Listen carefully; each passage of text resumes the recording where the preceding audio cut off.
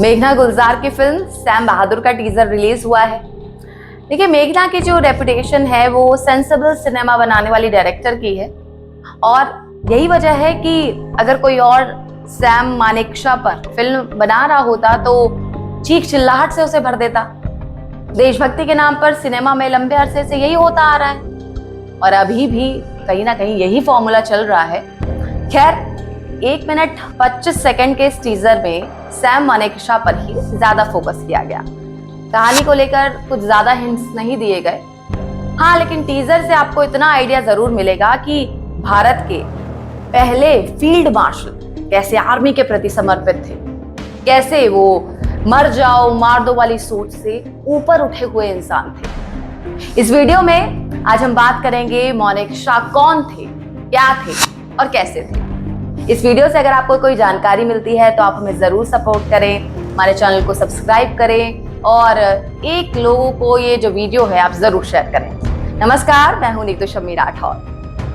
तो देखिए, सैम मानेकशॉ की अगर बात करें तो सैम मानेकशॉ के बारे में कोई व्यक्ति अगर कुछ भी ना जानता हो तो इतना तो वो जरूर जानता होगा कि उन्होंने पाकिस्तान के 2 टुकड़े किए थे। कम से कम भारत और पाकिस्तान का हर शख्स तो इस बात को जरूर जानता है। भारत में वो 1971 युद्ध में मिली जीत के सबसे बड़े हीरो थे। लेकिन मानेकशॉ की कहानी सिर्फ इतनी नहीं है। उन्होंने अपने समय में हर किसी को हड़काया, प्रधानमंत्री को, रक्षा मंत्री को और उन सबको जिन्होंने भारत की आर्मी की क्षमता पर सवाल उठाया, जिन्होंने आर्मी को संदिग्ध नजरों से देखा, फिर चाहे वो हिंदुस्तान हो या फिर पाकिस्तान का कोई शख्स। सैम और मुसर्जी फ्रॉम जी जमशेदजी मानेकशॉ, ये तो था देखिए उनका पूरा नाम, लेकिन उनकी जो पलटन थी वो उन्हें प्यार से सैम बहादुर कहती थी। दोस्तों के लिए वो सैम थे और खुद अपने करीबी लोगों को वो स्वीट हार्ट कहकर बुलाते थे। Field marshal Sam Manekshaw Bharat का पहला फील्ड मार्शल जिसने ब्रिटिश फौज में भी काम किया और आजादी के बाद आर्मी के सर्वोच्च पद तक वो पहुंचे। उनके ओहदे का अंदाजा इस बात से लगाया जा सकता है कि पाकिस्तान ने भी उन्हें अपनी सेना में आने का ऑफर दिया था। 3 अप्रैल 1914 को अमृतसर में जन्मे मानेकशॉ अपनी जिंदादिली, बहादुरी और सेंस ऑफ ह्यूमर के लिए जाने जाते थे। फौज का एक जनरल रक्षा मंत्री से तुर्की बतुर्की बहस करे, ये देखिए आमतौर पर मुमकिन नहीं होता, लेकिन सैम मानेकशॉ का जलवा ही अलग था। उन्हें सीधी सपाट बात करने के लिए जाना जाता था। कड़क जवाब सिर्फ मानेकशॉ ही दे सकते थे।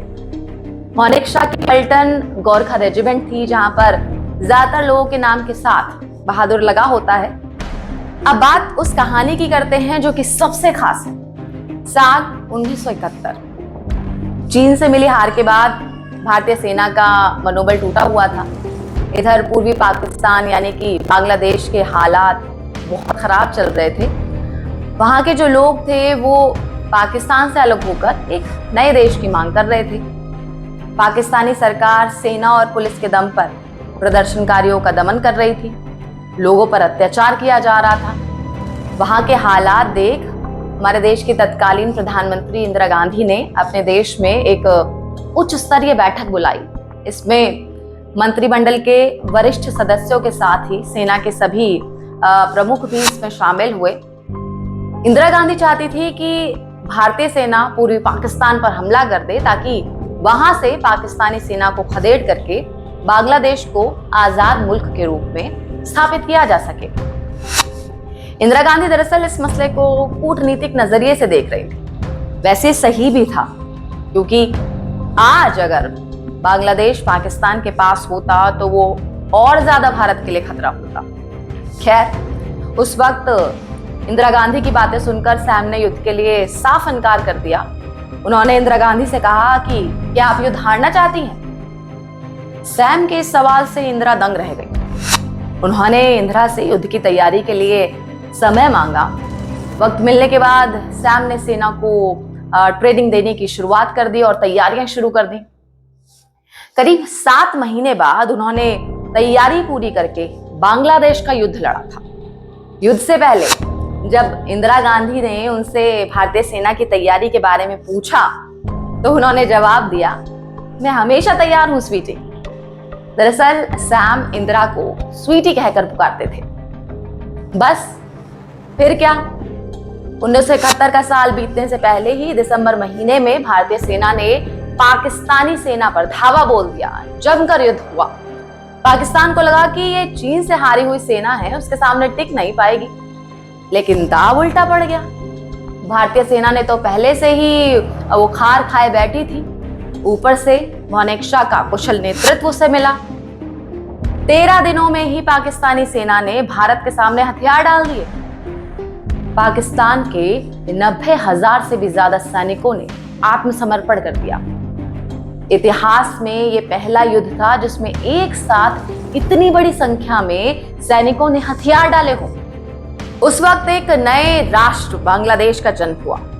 भारतीय सेना का जोश हाई हो गया। इस युद्ध के बाद ही साल 1973 में सैम मानेकशॉ को फील्ड मार्शल की उपाधि से नवाजा गया। इस पद से सम्मानित होने वाले वो पहले भारतीय जनरल थे। साल 1972 में भारत सरकार ने उन्हें पद्म विभूषण से भी सम्मानित किया। 1973 में सेना प्रमुख के पद से रिटायर होने के बाद वो वेलिंगटन चले गए। वेलिंगटन में ही साल 2008 में उनका निधन हो गया।